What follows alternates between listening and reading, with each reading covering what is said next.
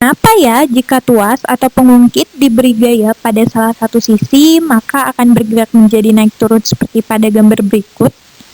Atau kalian pada bingung nggak sih kenapa jika kita memakai kunci Inggris dengan posisi tangan tertentu akan terkesan lebih lama jika dibandingkan dengan posisi tangan yang tegak lurus? Kira-kira kedua hal ini ada hubungannya nggak ya sama fisika? Yap, benar banget.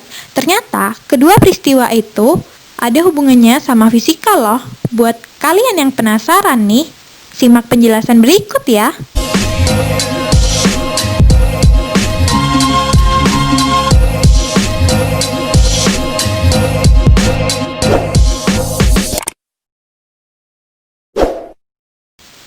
Hai semuanya, perkenalkan nama aku Pratnya atau kalian cukup bisa panggil aku dengan sebutan Anya.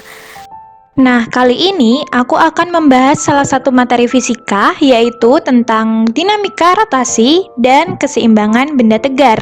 Jadi, buat kalian yang penasaran, tetap disimak ya.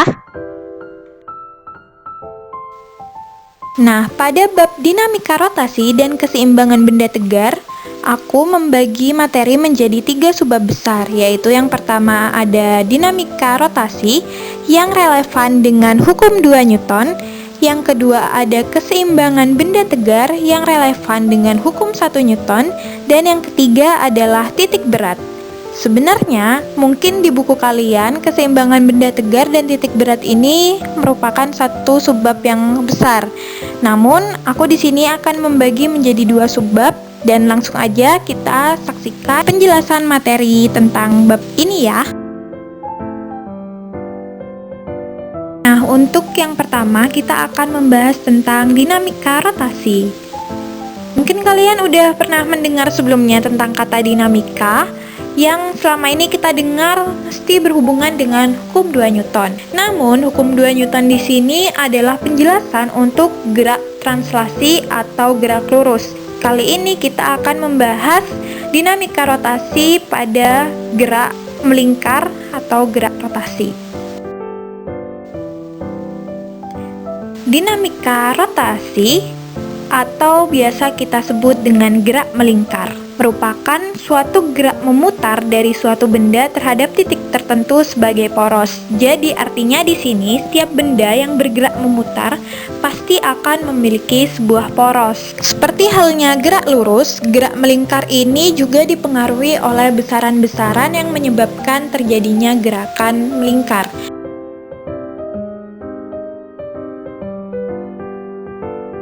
Salah satu besaran yang menyebabkan terjadinya gerak secara rotasi ini adalah torsi.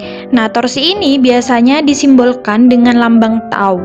Nah, pada soal terkadang torsi ini sering juga disebut dengan momen gaya. Nah, buat kalian yang bingung apa itu torsi itu mirip seperti gaya pada gerak translasi. Jadi, kalau pada gerak translasi gaya yang menyebabkan benda tersebut bergerak, nah pada gerak rotasi, torsi inilah yang membuat benda dapat bergerak secara rotasi. Definisi dari torsi sendiri adalah ukuran keefektifan gaya yang diberikan atau yang bekerja pada suatu benda untuk memutar benda tersebut terhadap suatu poros. Nah, torsi juga dapat didefinisikan sebagai hasil kali antara gaya dengan lengannya, sehingga dapat kita rumuskan menjadi berikut ini. Torsi sama dengan gaya dikali lengan gaya. Nah, maksud titik di sini adalah cross product atau perkalian vektor. Mungkin kalian udah pernah belajar sebelumnya mengenai perkalian vektor. Sudut yang terbentuk pada torsi ini merupakan pertemuan pangkal antara gaya dengan lengan gayanya. Nah, di sini terlihat bahwa gaya pada torsi, gaya harus tegak lurus dengan lengan gaya. Karena tegak lurus, sin dari 90 sendiri adalah 1, sehingga dapat kita rumuskan adalah F dikali R. Namun, apabila ternyata gayanya tidak tegak lurus terhadap lengan gayanya, maka kita dapat menurunkan rumus tersebut menjadi torsi sama dengan F sin theta dikali R, di mana keterangannya adalah torsi sama dengan gaya dikali sin theta dikali lengan gaya. Seperti yang kita jelaskan tadi, torsi ini memiliki perkalian cross product, sehingga torsi merupakan besaran vektor dan sangat dipengaruhi oleh arah gaya penyebab torsi. Apabila searah akan menjadi positif, dan apabila gayanya berlawanan arah jarum jam maka akan bernilai negatif. Faktor penyebab torsi itu ada berbagai macam. Yang pertama ada gaya, terutama gaya sentripetal. Yang kedua ada lengan gaya. Yang ketiga ada momen inersia. Dan yang keempat ada besar sudut. Mungkin kalian penasaran kan apa itu momen inersia? Nah, momen inersia selanjutnya akan kita bahas pada berikut ini. Nah, dari konsep torsi inilah kita dapat mengetahui kenapa posisi tangan kita ketika memegang kunci Inggris ini sangat berpengaruh terhadap torsi yang kita hasilkan. Seperti pada gambar kita contohkan ketika posisi tangan kita membentuk sudut 45 derajat dengan sudut 90 derajat atau tegak lurus. Nah, dari kedua gambar ini kita contohkan gaya yang kita ambil sebesar 30 Newton. Nah, dari gaya yang 30 Newton ini kemudian dapat kita masukkan ke rumus yang telah kita bahas sebelumnya, yaitu F kali R atau F sin theta dikali R. Dari ketika posisi tangan kita membentuk sudut 45 derajat akan menghasilkan torsi sebesar 15 akar 2 dikali momen gayanya. Sementara apabila posisi tangan kita tegak lurus maka akan menghasilkan torsi sebesar 30 dikali lengan gayanya. Nah, dari gambar inilah kita dapat mengetahui apabila posisi tangan kita tegak lurus, maka torsi yang dihasilkan akan lebih besar jika dibandingkan dengan posisi tangan yang membentuk sudut 45 derajat begitu. Sehingga untuk memakai kunci Inggris alangkah lebih baiknya apabila kita membuat posisi tangan kita tegak lurus terhadap kunci tersebut. Nah, untuk penerapan torsi dalam kehidupan sehari-hari dapat kita lihat ketika memakai kunci Inggris seperti yang sudah kita jelaskan tadi. Kemudian ada pintu ketika diberi gaya dan ada gerak berputar pada kincir. Nah, ketiga hal ini merupakan penerapan torsi dalam kehidupan sehari-hari dan masih banyak lagi yang dapat kalian temukan dalam kehidupan sehari-harinya. Selain torsi, besaran yang menyebabkan terjadinya gerak secara rotasi adalah momen inersia. Nah, momen inersia ini biasanya seringkali disimbolkan dengan huruf I dan memiliki satuan kilogram meter kuadrat. Momen inersia ini mirip dengan massa pada gerak translasi. Momen inersia sendiri dapat diartikan sebagai ukuran kelembaman benda ketika melakukan gerak rotasi atau seberapa susah benda tersebut untuk diputar. Jadi, apabila momen inersia suatu benda besar, maka benda tersebut akan cenderung sulit untuk bergerak secara rotasi. Nah, momen inersia juga merupakan besaran skalar, bukan besaran vektor, sehingga tidak dipengaruhi oleh arahnya namun memiliki nilai. Jadi apabila pada torsi tadi apabila arah searah jarum jam maka akan bernilai positif, dan apabila berlawanan jarum jam akan negatif. Pada momen inersia hal ini tidak berpengaruh. Besar kecilnya momen inersia pada suatu benda dipengaruhi oleh beberapa hal. Yang pertama seperti massa, kemudian yang kedua ada jarak terhadap titik putar atau bisa juga jari-jari atau lengan gaya. Kemudian yang ketiga adalah bentuk benda, karena setiap benda dengan bentuk yang berbeda akan menghasilkan momen inersia yang berbeda juga. Nah, momen inersia sendiri dibedakan menjadi dua. Yang pertama ada momen inersia benda partikel, dan yang kedua ada momen inersia benda tegar. Selanjutnya kita akan membahas momen inersia benda partikel. Partikel di sini maksudnya adalah benda titik. Nah, pada benda partikel dapat kita gambarkan seperti berikut ini. Adalah benda bermassa M dengan satuan kilogram, memiliki titik putar dengan jarak R. R di sini bisa kita maksudkan adalah jari-jari dengan satuan meter. Nah, rumusan momen inersia partikel adalah I sama dengan mr kuadrat. Namun, apabila ternyata partikel tersebut terdapat lebih dari satu, maka kita sebut dengan sistem partikel yang kita rumuskan menjadi Mn dikali Rn kuadrat, di mana sigma ini adalah jumlah dari momen inersia masing-masing komponen sistem. Sehingga apabila dijabarkan, sigma I sama dengan I1 tambah I2 dan seterusnya sebanyak partikel tersebut. Dan berikut ini penjabarannya.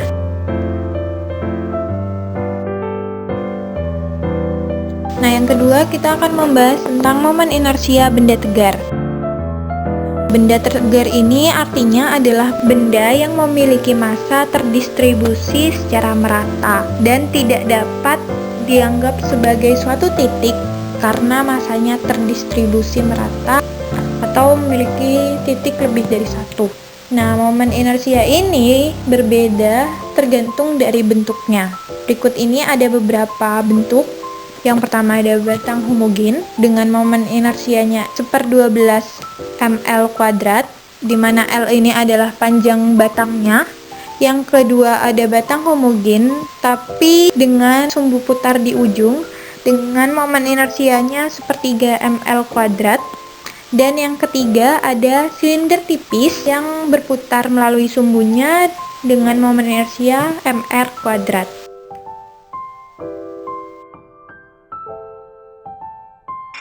kemudian terdapat silinder tebal berongga dengan rongga di tengah yang berputar melalui sumbu dengan rumus momen inersianya adalah I sama dengan setengah M dikali R1 kuadrat ditambah R2 kuadrat. Nah, di mana R1-nya ini merupakan jari-jari dalam dari silinder tersebut dan R2-nya merupakan jari-jari luar dari silinder. Kemudian terdapat silinder pejal dengan jari-jari R yang berputar melalui sumbunya dengan momen inersia sebesar setengah mr kuadrat. Kemudian terdapat silinder pejal namun berputar melalui pusatnya bukan melalui sumbu dengan momen inersianya sebesar 1/4 M dikali R kuadrat ditambah 1/12 M dikali L kuadrat, di mana L ini adalah panjang dari silinder tersebut dan R ini adalah jari-jari silinder. Nah, kemudian terdapat bola pejal yang berputar melalui pusatnya, kemudian momen inersianya akan dirumuskan menjadi 2/5 M dikali R kuadrat.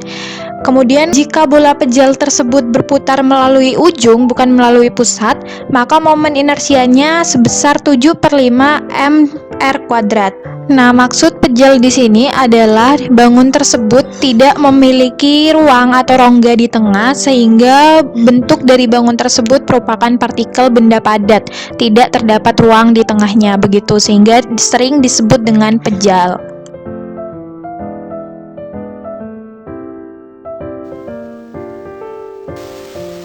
Nah, kemudian ada bola berongga. Jadi ada rongga di tengahnya dengan jari-jari R ini berputar melalui pusat dengan momen inersia sama dengan 2/3 mr kuadrat.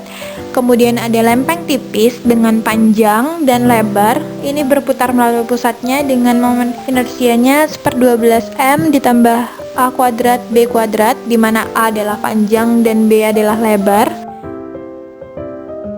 Kemudian ini ada lempeng tipis dengan panjang A berputar melalui sumbunya, di mana momen inersianya adalah I sama dengan 1/12 M dikali A kuadrat, di mana A adalah panjang dari lempeng tersebut.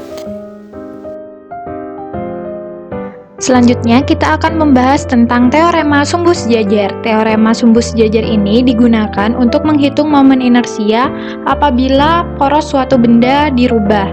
Jadi rumus dari teorema sumbu sejajar adalah I sama dengan IPM ditambah MD kuadrat, di mana IPM ini adalah momen inersia pada awal sebelum poros berubah dan D ini adalah perpindahan sumbu putarnya atau perpindahan pusatnya dengan satuan meter. Nah, seperti pada awal subbab dinamika rotasi tadi, kita udah mengetahui bahwa kata dinamika ini sangat relevan dengan hukum 2 Newton. Ternyata hukum 2 Newton tidak hanya berlaku pada gerak translasi saja, namun juga berlaku pada gerak rotasi. Berikut ini penjelasan hukum 2 Newton pada gerak rotasi. Hukum 2 Newton pada gerak translasi berbunyi, Percepatan sebuah benda berbanding lurus dengan gaya yang diberikan, namun berbanding terbalik dengan masanya, atau dapat dirumuskan menjadi A sama dengan sigma F per M, atau sigma F sama dengan M dikali A jika susunannya dirubah. Ternyata hukum 2 Newton ini juga terjadi pada gerak rotasi, hingga dapat kita turunkan menjadi torsi sama dengan momen inersia dikali alfa atau percepatan sudut. Nah, di mana torsi ini memiliki satuan Nm atau Newton meter, momen inersia dengan satuan kilogram meter kuadrat, dan percepatan sudut dengan radian per second kuadrat. Nah, dari rumus ini kita juga dapat mengetahui bahwa semakin besar momen inersia, maka semakin sulit benda tersebut melakukan gerak rotasi. Hal ini dikarenakan akan membutuhkan torsi yang lebih besar untuk membuat benda tersebut bergerak secara rotasi. Jika pada gerak translasi terdapat momentum linear, maka pada gerak rotasi juga terdapat momentum yang disebut dengan momentum sudut. Momentum sudut ini dapat kita lihat pada seorang penari balet yang berputar pada gambar berikut. Ternyata penari balet ini merupakan gambaran dalam kehidupan nyata adanya momentum sudut, dan biasanya disimbolkan dengan L. Rumus dari momentum sudut adalah L sama dengan I dikali W, di mana W ini adalah kecepatan sudut. Rumus ini didapat dari rumus torsi di atas tadi. Nah, momentum sudut ini merupakan besaran vektor sehingga memiliki nilai dan arah. Karena momentum sudut merupakan besaran vektor, maka sangat dipengaruhi oleh arahnya. Nah, dalam menentukan arah momentum sudut, kita dapat menggunakan aturan tangan kanan atau kaidah tangan kanan, di mana jari-jari yang dirapatkan atau ditekuk akan menunjukkan arah rotasi atau arah kecepatan sudutnya, dan ibu jari akan menunjukkan arah vektor dari momentum sudut tersebut. Apabila arah rotasinya berlawanan dengan arah jarum jam, maka arah momentum sudutnya akan ke arah atas dan bernilai positif. Sementara sebaliknya, apabila arah rotasinya searah dengan jarum jam, maka arah dari momentum sudut akan ke arah bawah dan bernilai negatif. Jika torsi yang bekerja pada benda bernilai 0, maka momentum sudut total benda tersebut adalah tetap atau konstan, sehingga dapat dirumuskan menjadi delta L sama dengan 0, di mana L ini adalah simbol atau lambang dari momentum sudut. Seperti halnya pada gerak translasi, pada gerak rotasi juga berlaku hukum kekekalan momentum, yaitu hukum kekekalan momentum sudut, yang dirumuskan yaitu L awal sama dengan L akhir, di mana L ini adalah lambang dari momentum sudut. Nah, selain hukum kekekalan momentum, pada gerak rotasi juga terdapat percepatan tangensial yang disimbolkan dengan AT, di mana rumus AT ini adalah AT sama dengan alfa dikali R, di mana alfa adalah percepatan sudut dan R adalah jari-jari. Pada gerak rotasi juga terdapat energi kinetik, di mana energi kinetik ini terbagi menjadi dua, yaitu untuk gerak rotasi yaitu EK sama dengan momen inersia dikali setengah dikali kecepatan sudut, dan pada gerak translasi EK sama dengan setengah dikali M dikali percepatan linear kuadrat. Hal ini dikarenakan apabila benda yang bergerak secara rotasi, ada beberapa yang juga melakukan gerak secara translasi, seperti gerak menggelinding, karena tidak hanya berputar, melainkan juga melaju. Nah, sehingga pada benda yang bergerak secara menggelinding, itu akan memiliki energi kinetik total, yaitu energi kinetik dari translasi ditambah dengan energi kinetik dari gerak rotasi. Selain terdapat energi kinetik, pada gerak rotasi juga terdapat energi mekanik. Nah, energi mekanik ini sering juga disebut dengan energi total, di mana rumus dari energi mekanik ini merupakan penjumlahan antara energi kinetik dengan energi potensial. Nah, apabila benda tersebut bergerak secara menggelinding, di mana menggelinding itu terdapat gerak rotasi dan juga gerak translasi, maka energi mekanik yang digunakan yaitu penjumlahan antara energi kinetik translasi ditambah dengan energi kinetik rotasi ditambah dengan energi potensial.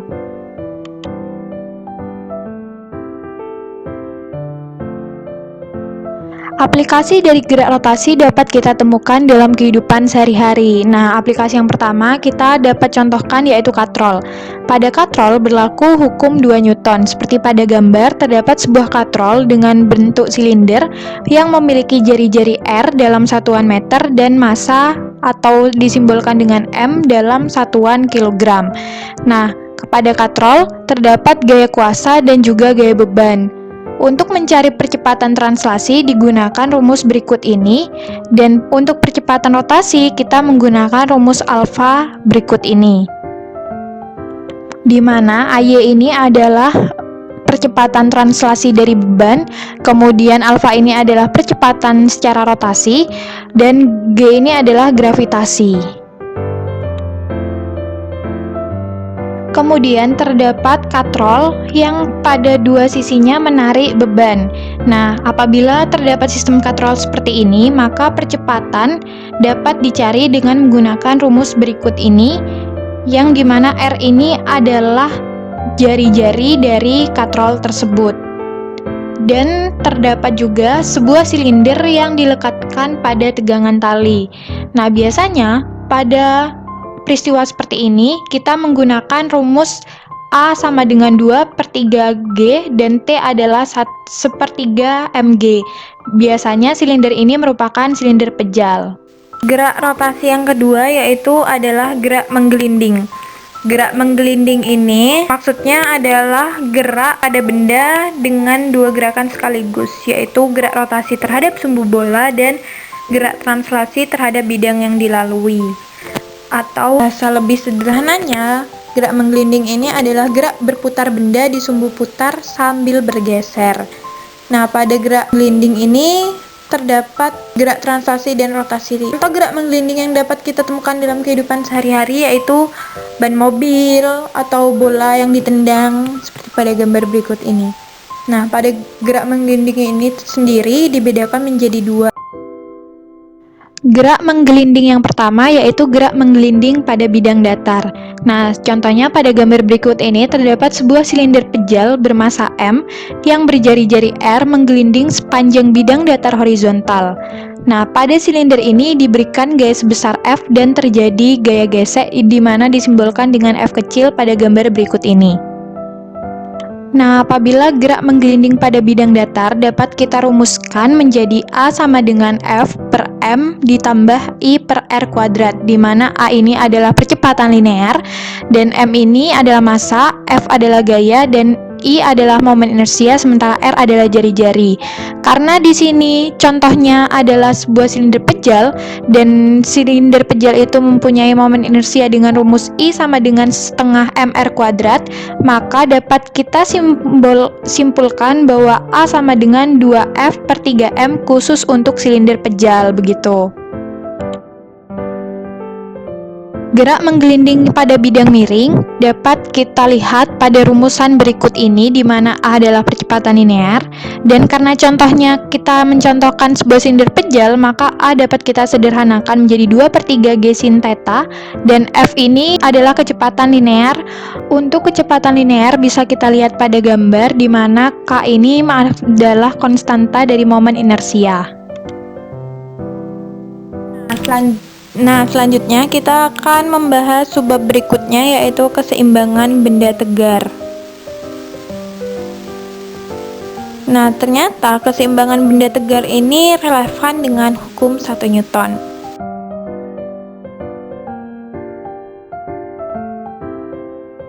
Hukum 1 Newton ini berbunyi, benda dikatakan seimbang jika dalam keadaan diam atau bergerak beraturan, atau resultan gaya yang bekerja pada benda harus bernilai 0. Seperti pada gerak translasi, kita dapat rumuskan menjadi sigma F sama dengan 0. Ternyata hukum 1 Newton ini tidak hanya berlaku pada gerak translasi, namun gerak rotasi juga berlaku hukum 1 Newton.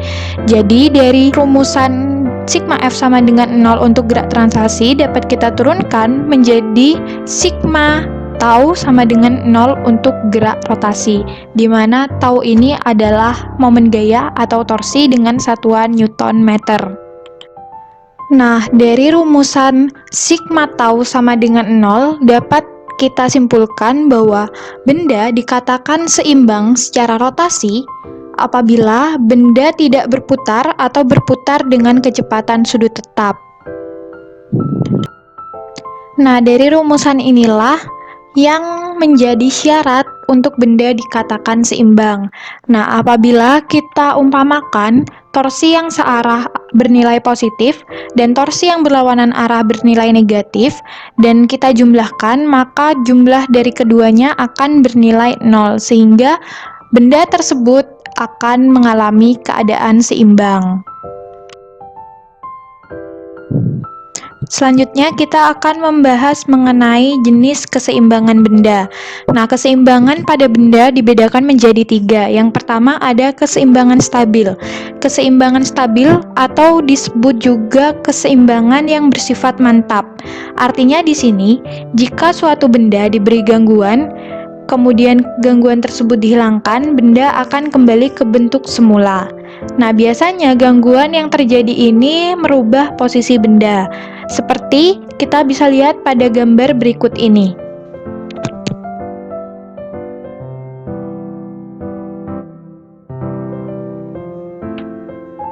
Kemudian yang kedua terdapat keseimbangan labil atau goyah.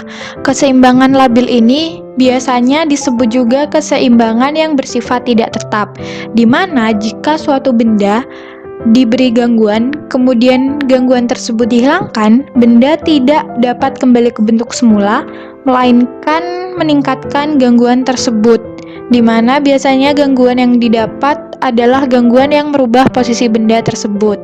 Nah, contoh dari keseimbangan labil ini dapat kita lihat pada gambar berikut ini.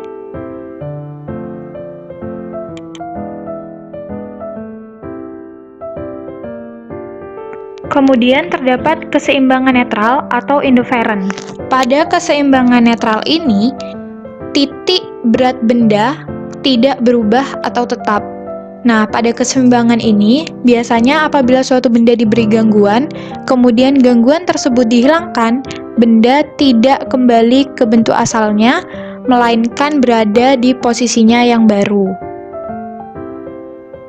Nah, dari penjelasan keseimbangan netral dapat kita lihat pada gambar berikut. Apabila terdapat 3 buah gaya yang bekerja dalam satu titik partikel dalam keadaan seimbang, atau bisa kita lihat pada gambar berikut ini, maka untuk mencari masing-masing komponen gaya dapat kita tentukan dengan menggunakan rumus berikut ini.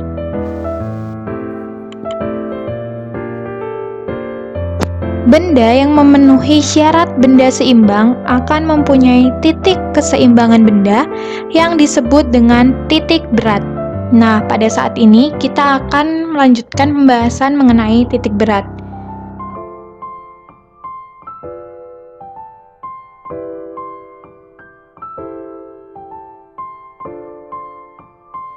Titik berat yaitu titik tangkap resultan semua gaya yang bekerja pada benda.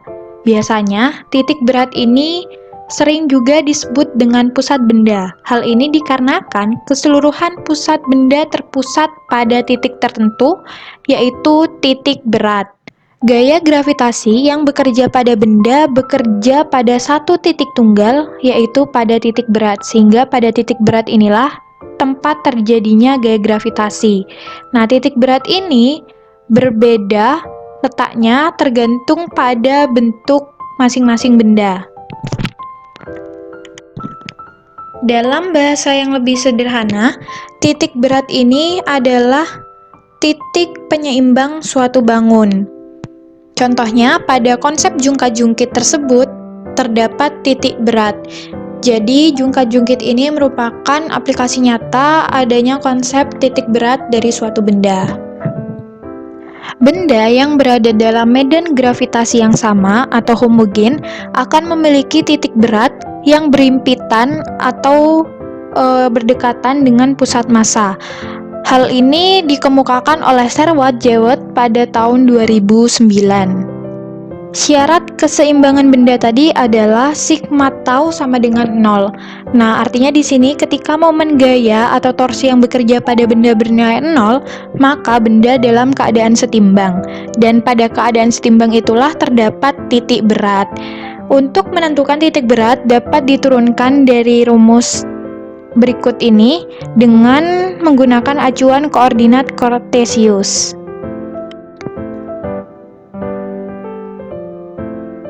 Apabila benda berupa partikel massa dan terdiri dari beberapa partikel titik atau berada pada sistem partikel, maka titik beratnya dapat kita hitung menggunakan rumus berikut ini, yaitu XO sama dengan sigma M dikali X per M dan YO sama dengan sigma M dikali Y per M, di mana M ini adalah massa dalam satuan kilogram, X ini adalah titik acuan terhadap sumbu X, dan Y adalah titik acuan terhadap sumbu Y, di mana nantinya titik berat ini adalah gabungan dari XO dan YO. Kemudian, apabila benda berupa benda heterogen. Maksud dari heterogen di sini adalah benda terdiri dari partikel yang tidak sejenis dan berada pada gaya gravitasi yang berbeda.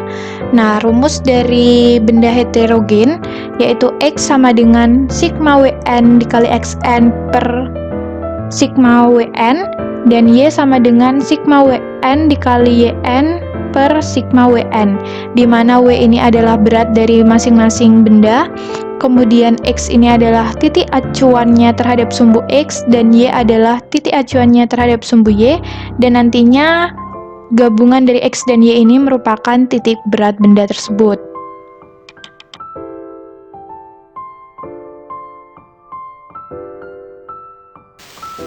Nah, apabila ternyata bendanya adalah homogen. Maksud benda homogen di sini adalah benda dengan seluruh partikel penyusunnya bersifat sejenis dan terdistribusi secara merata. Pada benda homogen ini dibedakan menjadi bentuk simetris dan bentuk non-simetris. Maksud dari bentuk simetris di sini adalah bentuknya beraturan. Nah, biasanya pada bentuk simetris, titik berat benda ini memiliki letak yang sama atau berimpitan dengan titik pusat massa benda yang berada di tengah benda. Titik pusat massa benda ini adalah tempat massa benda seakan-akan terkumpul atau terpusat. Nah, contoh dari bentuk simetris bisa kita lihat sendiri, yaitu ada persegi, persegi panjang, lingkaran, segitiga, dan sebagainya, di mana bentuknya ini maksudnya adalah teratur. Yang non-simetris dapat kita tentukan menggunakan formulasi yang akan kita bahas berikut ini. Nah, di mana titik berat tersebut merupakan gabungan dari X dan Y, seperti titik koordinat.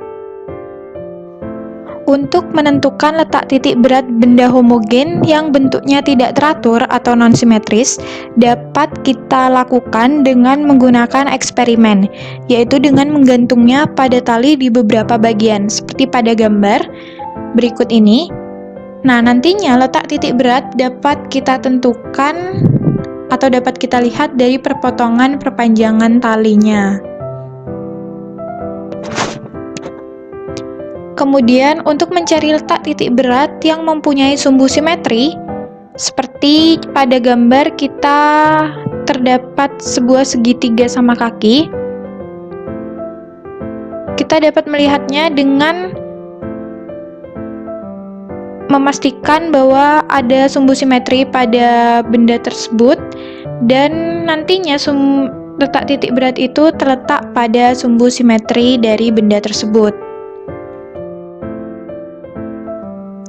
Nah, selanjutnya kita akan membahas benda yang berdimensi 1. Biasanya benda yang berdimensi 1 ini adalah benda-benda yang berbentuk memanjang seperti kawat.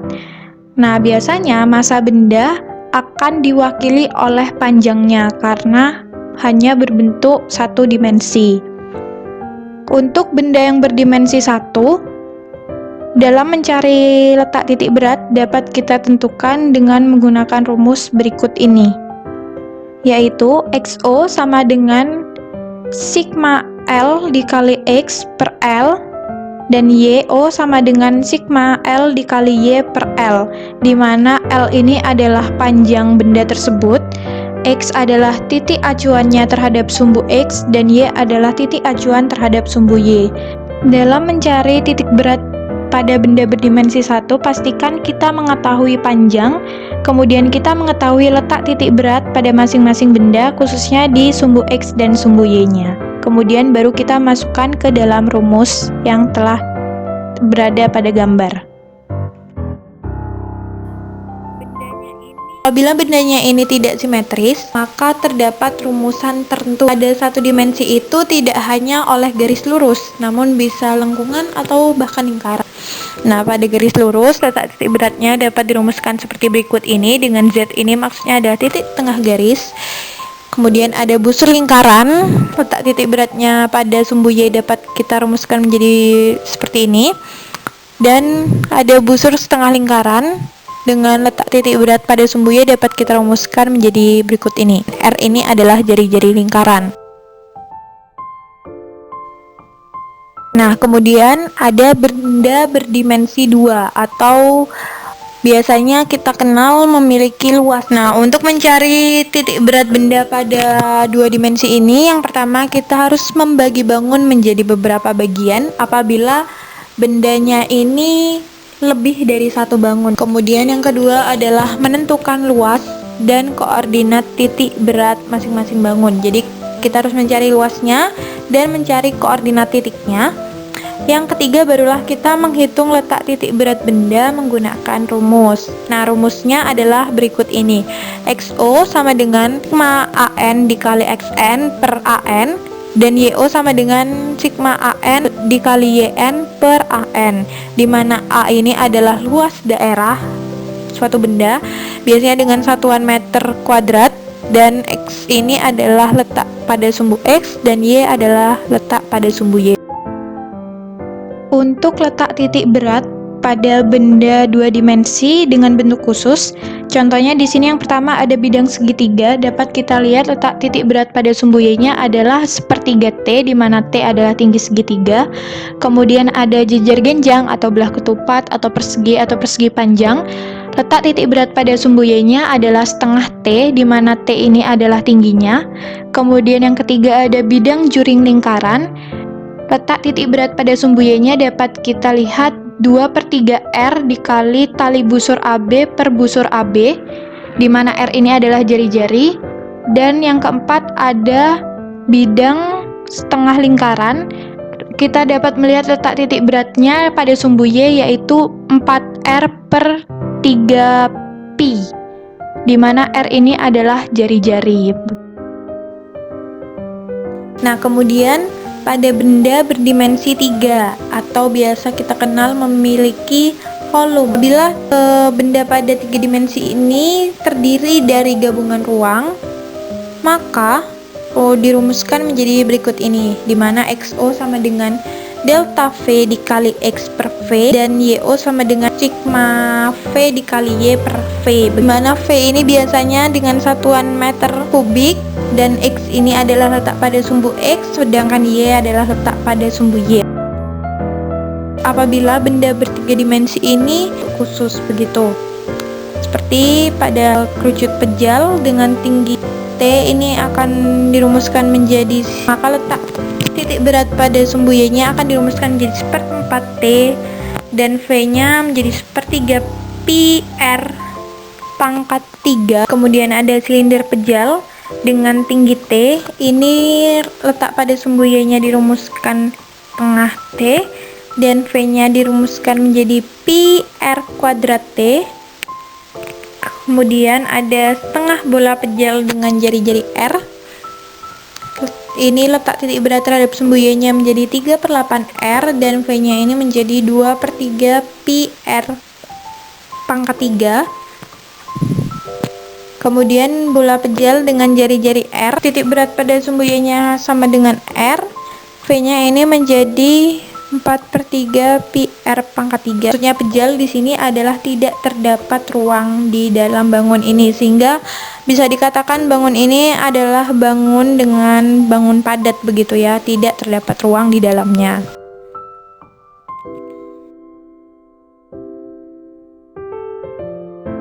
Kemudian terdapat bidang kulit prisma di mana terdapat rongga di dalamnya.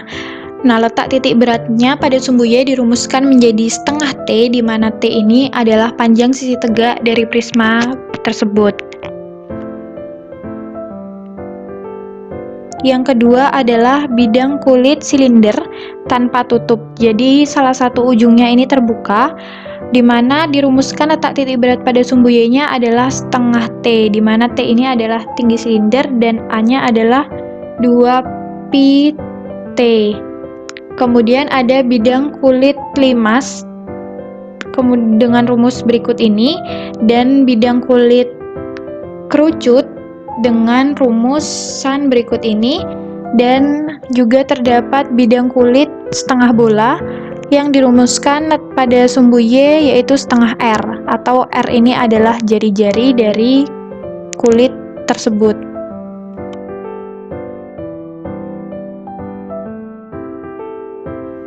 Cukup sekian materi dari bab dinamika rotasi dan keseimbangan benda tegar.